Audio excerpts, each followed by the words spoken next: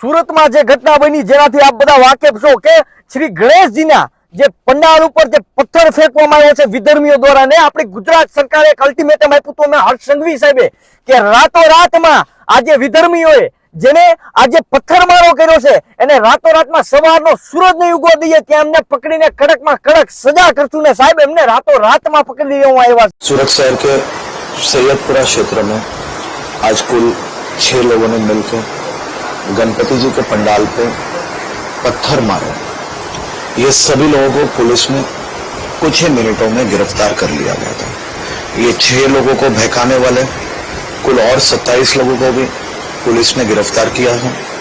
देर रात तक ये कॉम्बिंग चला, अभी भी 3:30 बजे और कॉम्बिंग अभी भी चालू है।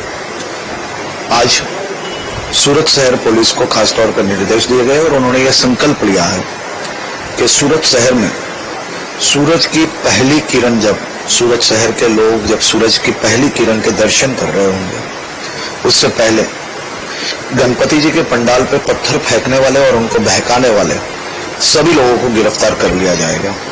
सभी जगहों पे सभी क्षेत्र में कॉम्बिंग चालू है और खास तौर पे गुजरात की शांति को ठेस पहुंचाने वाले चाहे वो कोई भी लोग हो उन्हें नहीं छोड़ा जाएगा। ખરેખર હર્ષ સંઘવી સાહેબને પણ સેલ્યુટ છે અને આપણી ગુજરાત પોલીસને પણ હું દિલથી સેલ્યુટ કરું છું। તમે જોઈ શકો છો કે કઈ રીતે ગુજરાત પોલીસે આજે રાતોરાતમાં પકડી પડ્યા।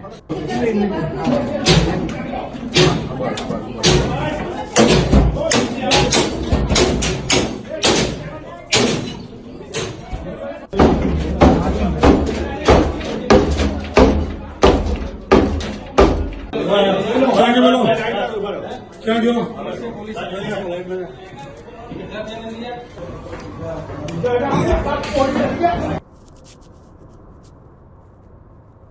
ખરેખર ગુજરાત પોલીસને સેલ્યુટ છે સાહેબ કે આવા ને આવા કાર્ય સાહેબ વિચાર તો કરો કે સવારનો સૂરજ ન ઉગવા દીધો હે અને હર્ષ સંઘવી સાહેબે જે કીધું તું એ કરીને દેખાડ્યું સાહેબ એમને પણ દિલથી સેલ્યુટ કરું છું।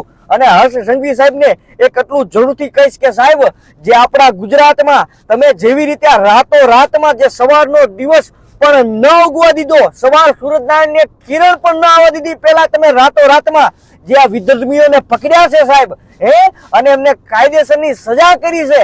ગુજરાત પોલીસને પણ એટલી બધી એક્ટિવ કરી છે તો સાહેબ હું આપને એક એટલી ગુજારિશ કરીશ કે સાહેબ જે આપણી બેન દીકરીઓના જે ગુજરાતમાં બળાત્કાર થાય છે સાહેબ એમને યોગ્ય સજા મળે અને રાતોરાત જેવી રીતે તમે આ ગુનેગારોને પકડ્યા છે એવી રીતે રાતોરાત એ જે બળાત્કારી છે એને રાતોરાતમાં ફાંસીની સજા થાય ને સાહેબ કઈક એવી કાયદા વ્યવસ્થા બહાર પાડો। બને ત્યાં સુધી આ વિડીયો હર્ષ સંઘવી સાહેબ સુધી પહોંચાડો।